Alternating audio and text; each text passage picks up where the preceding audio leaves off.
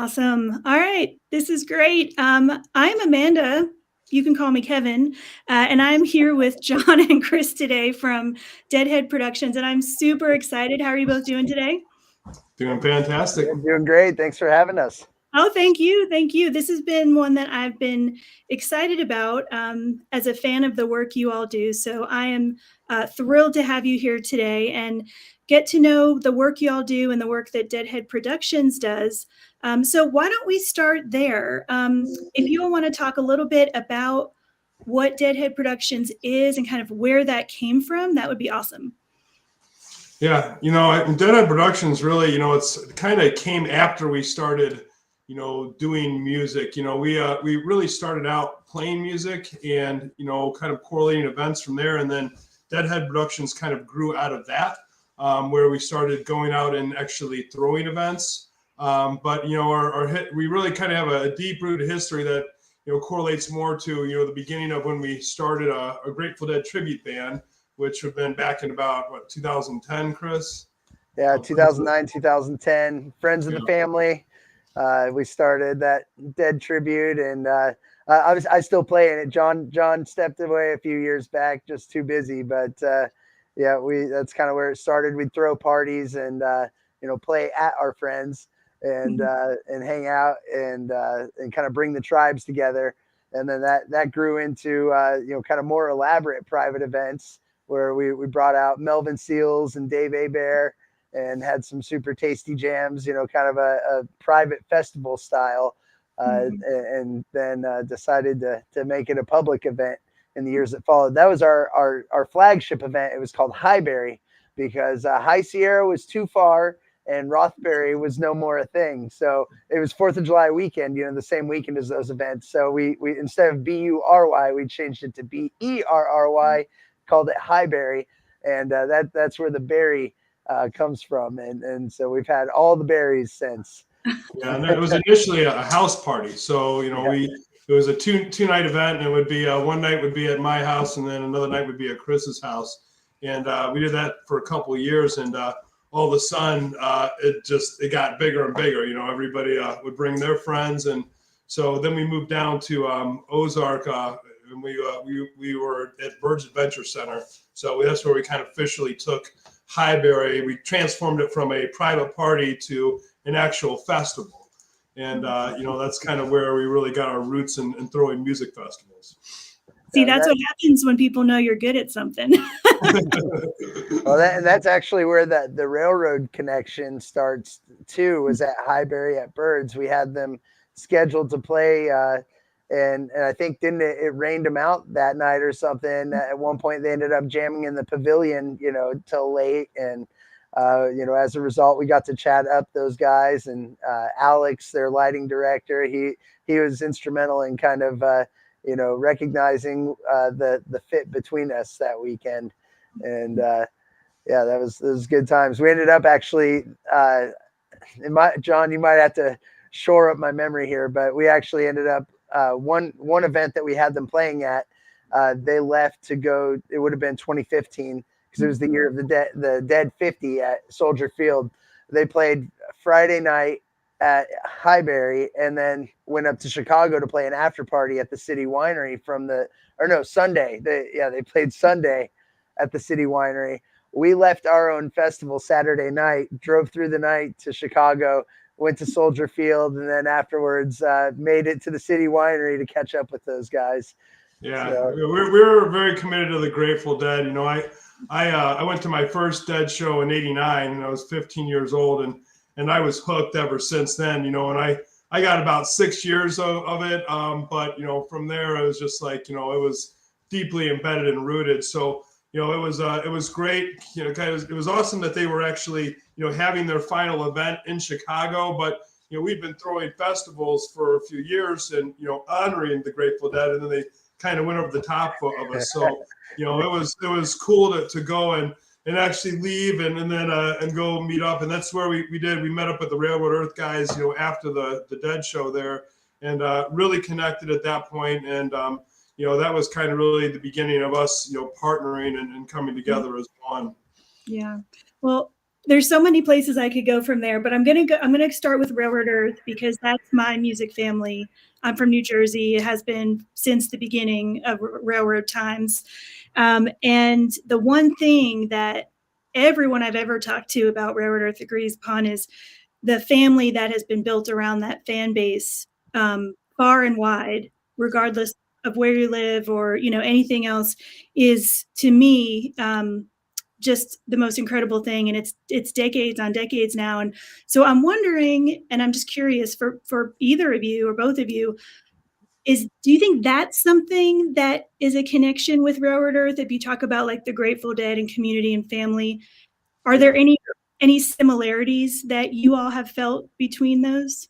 100%. You know, I mean, what I can say about those guys is that, you know, they're all, you know, we've been around a lot of musicians, you know, and they're all very real people. You know, they definitely all have very good hearts, and they're incredible musicians. I mean, it's like I mean, they're one of my favorite bands to watch live. I mean, they're definitely incredible. So, and with that, they do bring a vibe. I mean, that is, you know, it's a positive, upbeat, you know, component. It's a very much like the Grateful Dead. They have a lot of Deadhead followers. You know, I call them the bluegrass Grateful Dead. You know, because, you know, it's like because they can kind of their jams just kind of take you to another level. You know, like the Dead did. You know, so but you know, in a bluegrassy way. You know, so. But yeah, everything, you know, the aura around them is real. You know, that's the kind of people that they are.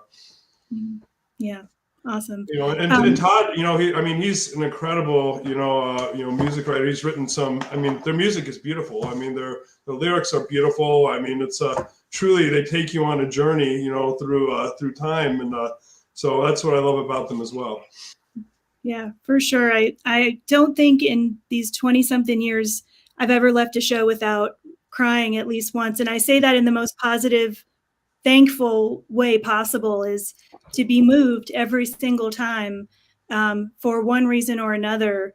It's the most healing thing. And I know that it's going to happen. And it's something that I think a lot of us look forward to. And they're actually going to be out here in Denver, where I live, in this area this coming week, and got together with some friends yesterday, some hobos. And the one thing everyone was saying is, we need this so badly. So it's more than just a show. It's being with people that you love, who love you, and also just getting to release a little bit, because they want that, they allow that, you know. For sure. You know, we had a very heartfelt connection, you know, even with Andy. You know, his passing was right before Hillberry, and you know, the guys still, you know, managed to pull it together and come out and play a great show. But, you know, his memory, you know, lives out there, you know, and I mean, last year was amazing. They actually, they projected like a giant sized image of Andy up to the side of the stage. And, you know, it is a very emotional thing. I mean, the people are connected, and we do have a great hobo following as well. So, and they're dedicated. I mean, it's a lot of the same people year after year after year. So, yeah, it's an awesome community. Sure, for sure. Chris, sorry, I didn't want to get you off. No, it's medicine for the soul, you know, and that's music on its deepest level. You know, that's what it can serve for, is raising spirits and bringing people together and you know, building those connections with one another and getting deeper in tune with oneself, you know. And that's the Railroad Earth is right up there with the best of them when it comes to doing that. And I love their music and I love their people, you know. And Hobo Nation, baby.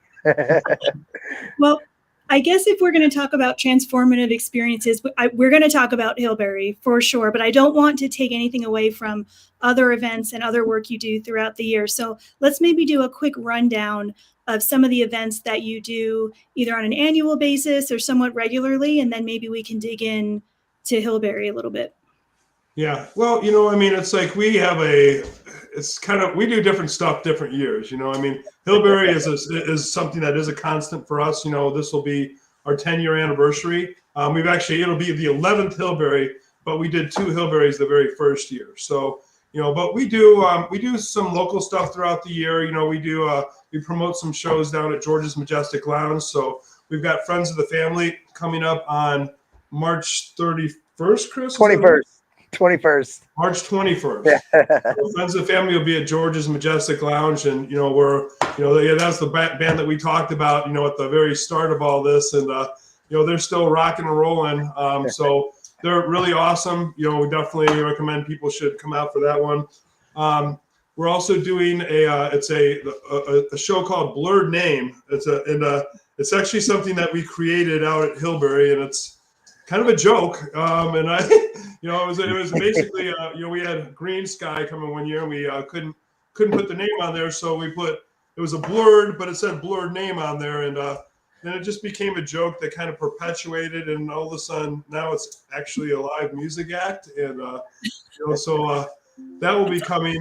That's April, I believe it's April 4th or 5th. I don't have it in front of me, but that's coming at the beginning of April as well at George's Majestic Lounge.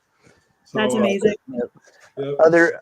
Other previous berries we've put on though in the past. We've done a funk berry. The first event we did at the farm was called Funk Berry, funk with the PH, and we had Bernie Worrell Orchestra out there. The Wizard of Woo christened that stage out there, but we've had all the berries: Funk Berry, Del Berry. We during the height of the pandemic, we had a social distanced festival. Hillberry wasn't to happen, so we kind of called an audible and brought Dell and family down, and had the your pods that signed up for that. and all that, and had to put a plan, register it with the state and all that, and they approved it, and we were able to keep live music alive during those times when it's needed most, which it seems like it always is. So but we've had Bluesberry, Highberry, Delberry, Jerryberry, which is something that we do periodically. Last year we had 2 nights Melvin and JGB out. We love Melvin, he's like family. And then Spaceberry, which kind of picked up from Highberry when we had to kind of retool that one for a summertime event. But this year, outside of Hillberry, it's looking like primarily we've got the George's shows and some other local shows. Well, I got to say, one thing that comes up on this show a lot is, the climate around live music, not so much the support for it, because we know we are very lucky in this scene to have, that constant, consistent support, but all around that in the world, the things that we can't control, costs and whatnot. I feel like you all have really built a very sustainable thing with Hillberry, and I have some guesses or thoughts as to why that might be, but I would love to know, like, from your perspectives, what keeps it going? Like, what are the factors you think that have really led to it just still being here and as strong as it ever has been? Yeah, well, I think that it's something that you have to kind of earn, in a sense, as a way to describe it. We've spent many years, before we ever, we're able to turn even a profit on an event, losing money, because you have to basically earn your crowd, and the nice thing about Hillberry is that we have people who trust us, a lot of people buy tickets, before we ever release the lineup, because they trust what we're going to bring. I also think that we really stay organic. It's Chris and I, we put together a lot of this. We have help from a lot of our friends, but the people who all do this are people who are passionate about music. We're not driven by corporate greed. Or really our goal is try to break even. It's like we would like to make some money for sure, but we don't want to lose. But at the end of the day, we also want to keep it real.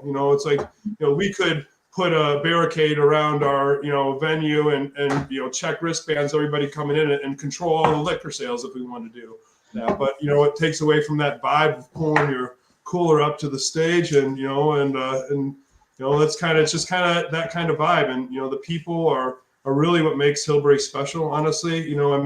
There's we have such an awesome crowd. When going back to my early days of throwing events, we have issues and situations, and you'd have to take, people out, constantly. But, we have some of our biggest crowds with Hillberry, and like last year, we didn't have any issues at all. I'm like, it's crazy how that kind of works. But we also have great staff. The people who've been working for us, most of them have been here since the beginning, and worked 10 plus years for us. And, again, are passionate about doing it. So they make it look easy, but I think those are some of the things. Yeah, I kind of have two little summations for that. A, the people make the place, and B, it's the collective efforts of many. And John nailed it. It's the people, the staff. You come in, it's a pretty smooth, easy experience, and that's on account of passionate people that are dedicated to live music and about the cause, and they rally behind. And together with those that are about the cause. So, that's kind of what the only reason that we're able to continue and run things as smoothly as we are is because of, other passionate people. Yeah. And it is smooth. So, I mean, if it's cool, like I just would love to give you all my impressions walking up this past October, which was my first one. So, I'll admit I'm in my mid 40s. I've been going to festivals for a couple years here, a couple decades. And literally within the first hour of being on site, like it was so obvious how different and completely wonderful the energy was.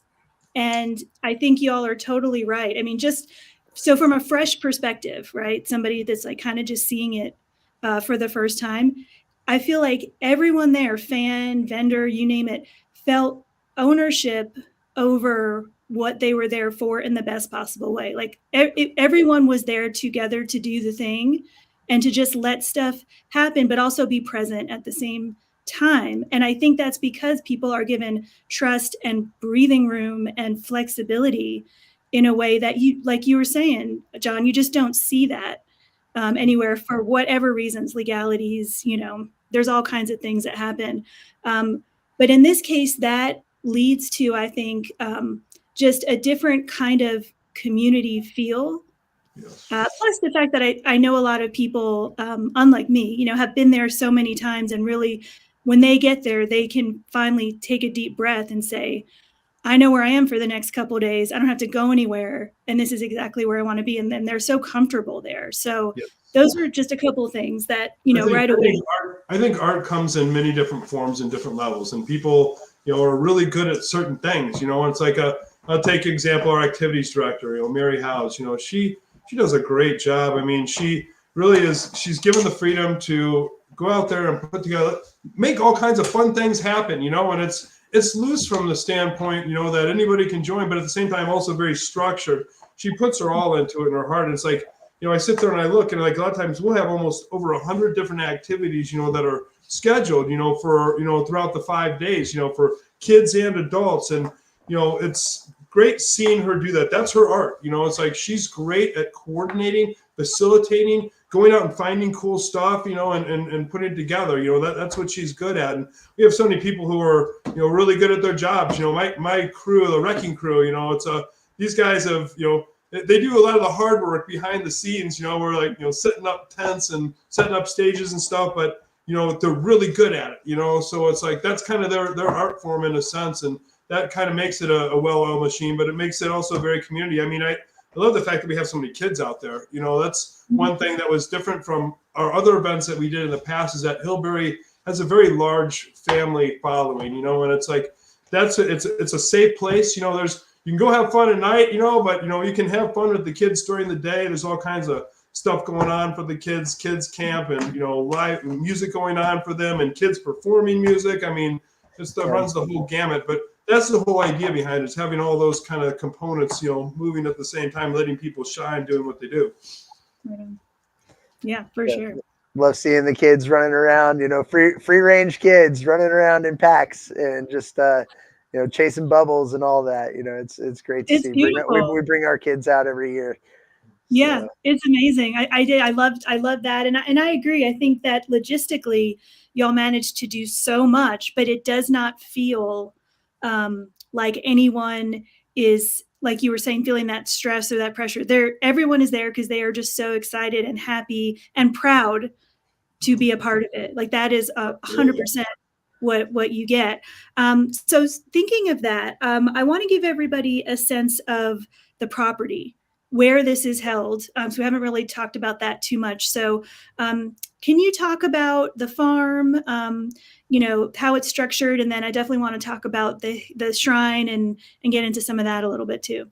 Yeah. So, it was after we had been throwing festivals there. We were there at Birds Adventure Center. Then we moved up. We actually did one down at Mulberry Mountain, or Highbury down there. And then we're really trying to find ways to kind of cut costs, control costs a little bit. And, so I started looking around for an event venue. And it's funny because I only looked at one place. My realtor took me to one place that kind of fit the bill, and this was it, and as soon as I saw it, we're located up in, 9 miles west of the town of Eureka Springs. And I looked at it, I'm like, I don't even need to look at anything else. This is kind of perfect for what we want to do, which is just kind of, seems just divine, that happens that way sometimes.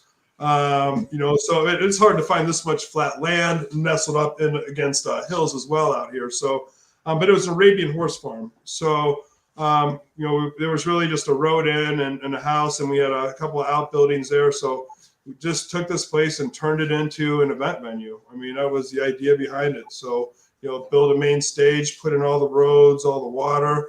We built another stage up top on the hill. So we got 2 permanent stages, and then once we built that, we're like, oh, well, might as well just make this a full-time campground as well. So it's also a full-time campground. We're open all year long. We've got a 18-hole disc golf course that's sponsored by Innova, and a fishing pond, and it's a Grateful Dead themed campground. So, but yeah, it's 160 acres. It's backs up to Mark Twain National Forest, and just a gorgeous, gorgeous property. So.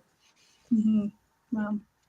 Yeah. And so you've got up on this beautiful rise, you have that second stage. I actually sat up there for the Sam Grisman set, and it was almost sunset. It was just gorgeous. I have a whole bunch of pictures I took. I'm not a great photographer, but it just was one of those moments. And up there also is Jerry Shrine. And before I saw it, and by the way, every single person that I knew, and I knew tons of people there who had been going for years, they said, find a time, when you can spend a few moments and not be rushed and go up there. And, not knowing what to expect, I walk up and I see this incredible, like multi-layered kind of installation, right? Yeah. Really, that's interactive. How did you think to do that? I mean, it looks like it's something that's grown organically over time. Yeah, I didn't think to do that. That was there's like some old hippie named Ralph Shrine.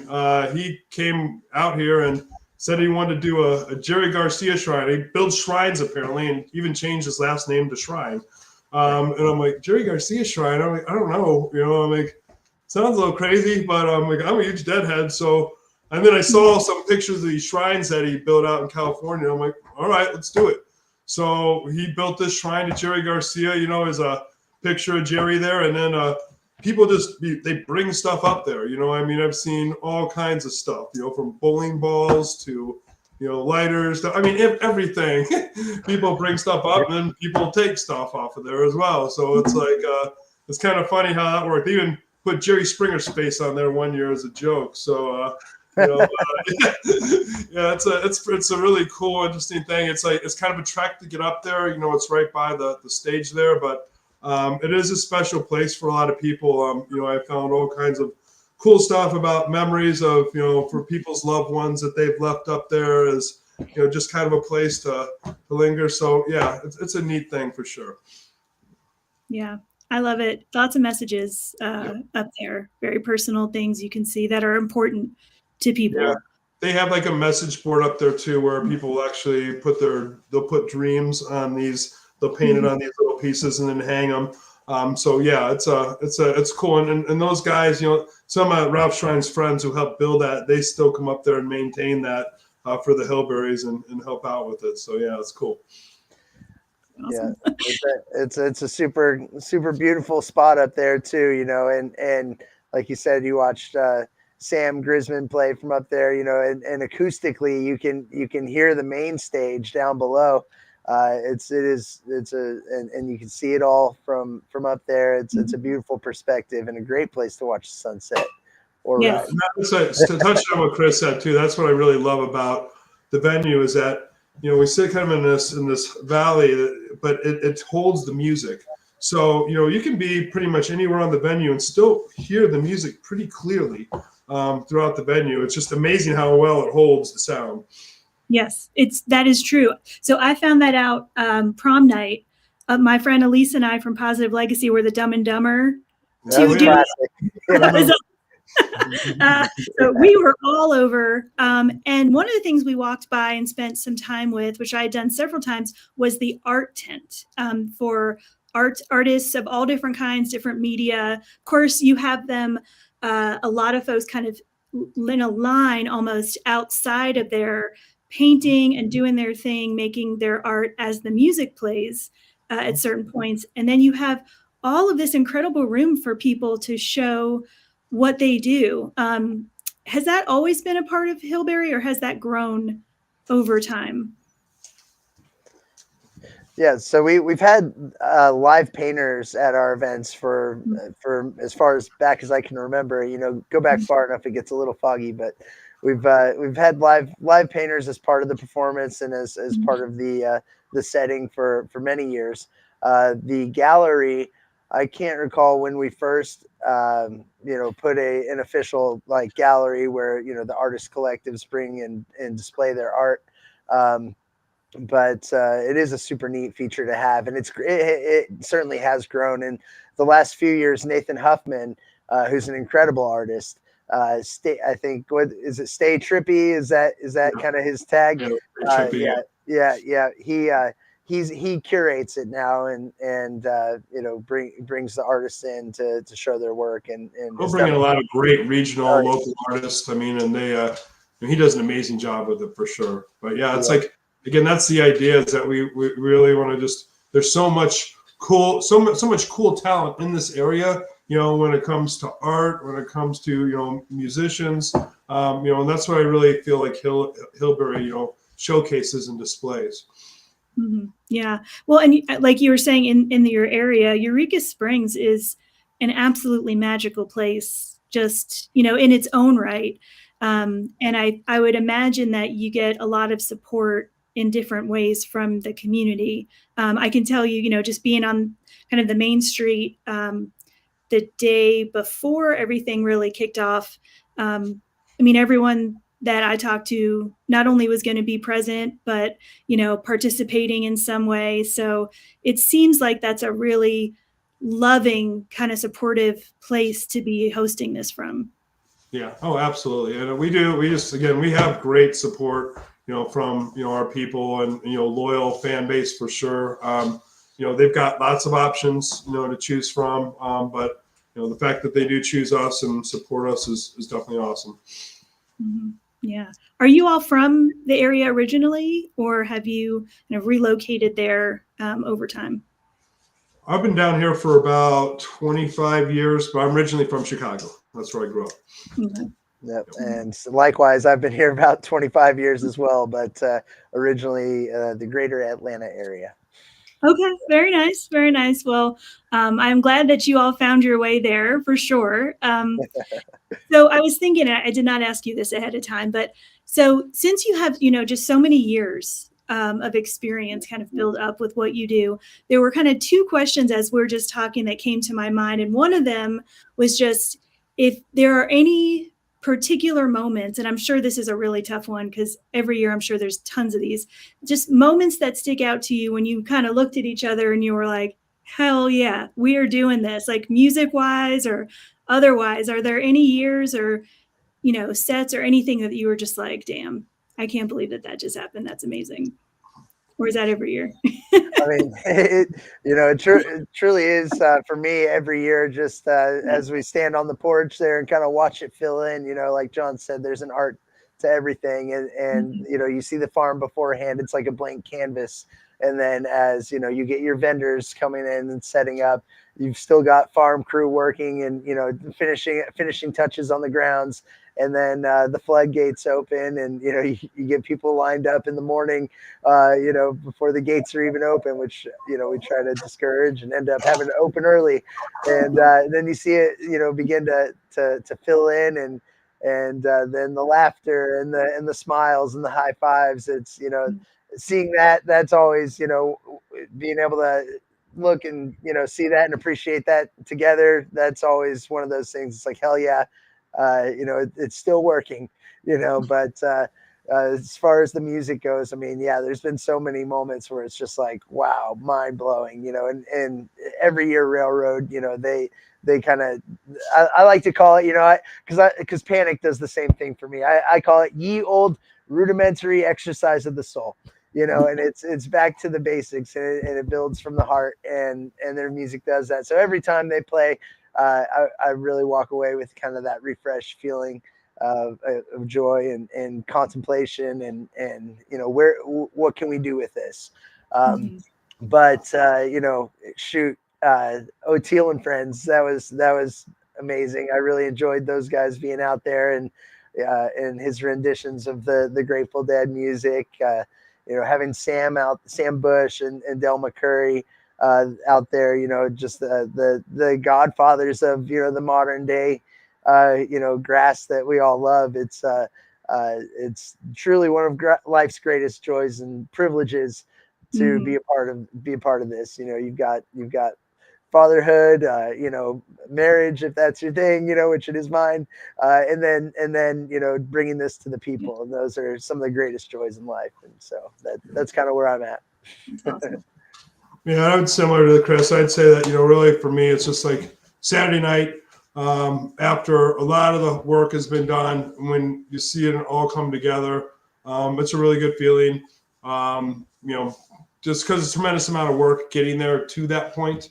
So it's almost a relief in a sense. But honestly, we get a lot of people. It touches people in so many different ways. There's a lot of people who approach you and tell them how it affects their lives in a positive way, and that's one of the unique things get to see, and that makes a lot of it worth it, because it's a I don't even know why we do this, honestly. Sometimes it just feels like we're this is what we do, it's like this is what we're supposed to do. Or I don't even know how we got here, honestly. Like I said, this was a party, that originally started out. So, but I also feel that, we were uniquely handed some sort of ball of energy, something that almost even rose from the ashes of harvest, and I feel really lucky to have that ball of energy and to be able to do this, and, to affect people in that way, in that positive way. So, I think that's the most fun of it, So that's what I get out of it. I wanted to ask about, throughout the year, kind of your general timeline of how things happen. But first, Chris, so you mentioned O'Teal. It's impossible not to notice every single time I've ever seen him live, you name it, over the years, he seems like the happiest person on earth. Like, has that been your experience? Yeah, well, and I don't often chase the talent down after a show, but I did have to get a word in with him, and got a hug and a picture with him. He's one of my spirit animals, and don't tell him I said that, but no. There's certain players like that, just humble, down to earth, that wield this flame, and it's pure joy, and you see it in their eyes, and they're calm, and you hear it in their playing, and you feel it in their vocals. And he truly is he's a gem, and it was absolute joy to have him on our stage. That's amazing.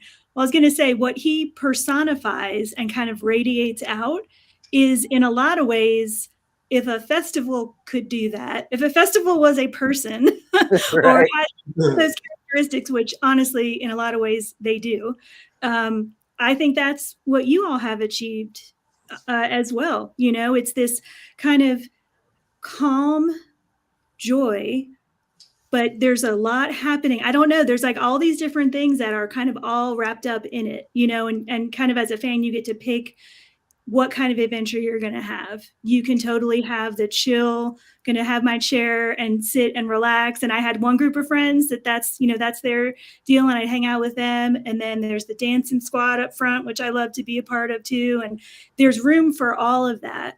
But it to me is the same kind of feeling that a player like O'Teal kind of personifies. Yeah, he definitely. I think it's a great way to correlate it. You know, like our festival does feel a lot like O'Teal. I'm glad you brought that up. Okay, so let's just talk for a minute or two, because I'm a nerd and I like to kind of geek out on details of things. So during the course of a year, are there things that are kind of typically happening at any point in time, like lineup wise? Like how early do you all get started thinking about the next year's? Is it before that current year's has even happened? Like, what does that look like? Yeah, I think we wait about a month and let our heads clear. Right on. You know, it's like we kind of we take a break for a second. Get through the holidays. Yeah.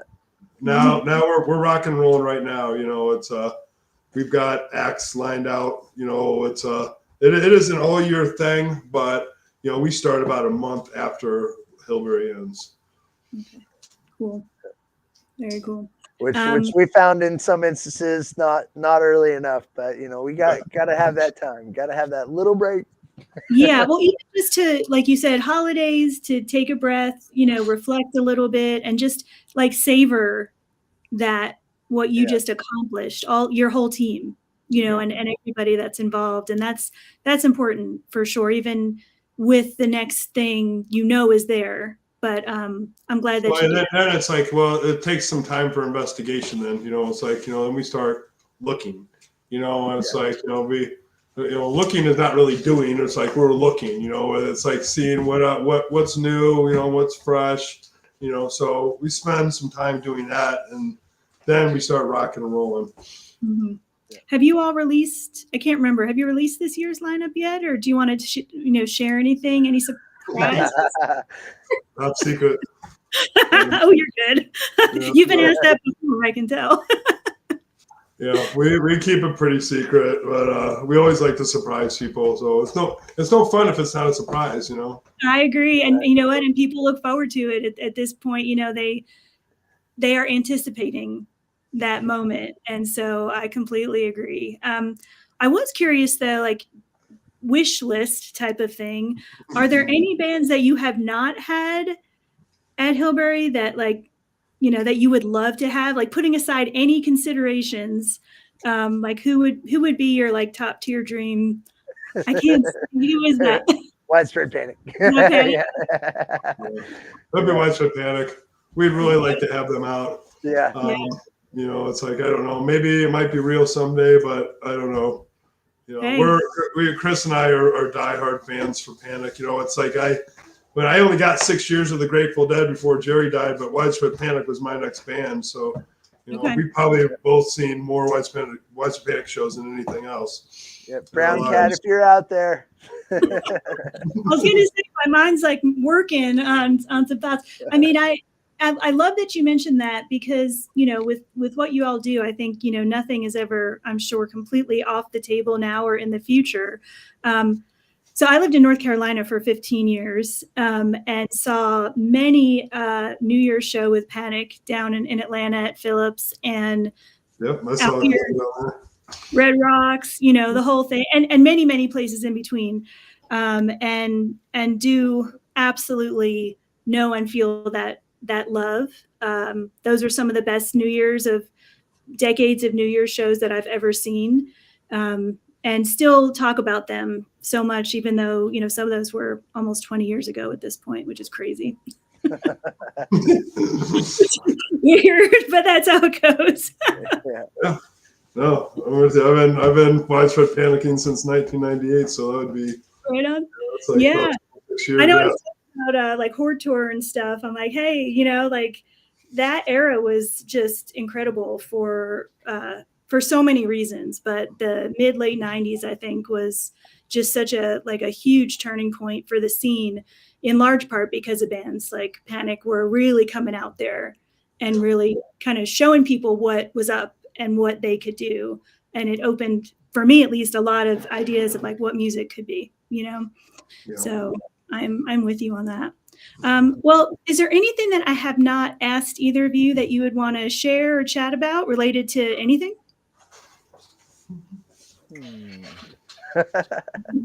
Nice broad question there for you at the end. Yeah, Chris answers those great questions.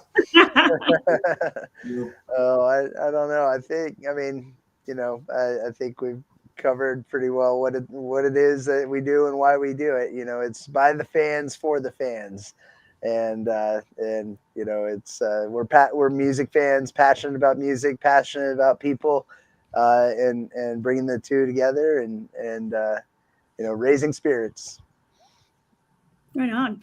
Well, if people want more information, I'll just share deadheadproductions.com. You all are very active on social media. You do the photo post-festival photo drop like nobody's business, because you have such an incredible media team out there the entire time who crush it and just get so many amazing photos to help people kind of understand what it's all about and then remember, you know, if they were there. So we'll just tell people to stay tuned for the lineup coming soon. But hang on for a second. Y'all, I just want to thank you so much for being here. And Kevin is going to be proud of me for remembering to say, make sure that you like, subscribe, and do all the things on all of that, Jim. My dog's telling me it's time to go. Well, you did a great job. Yeah, thank you. All right, let me run this outro, and then we'll say our official goodbyes. Thanks, everybody. Okay.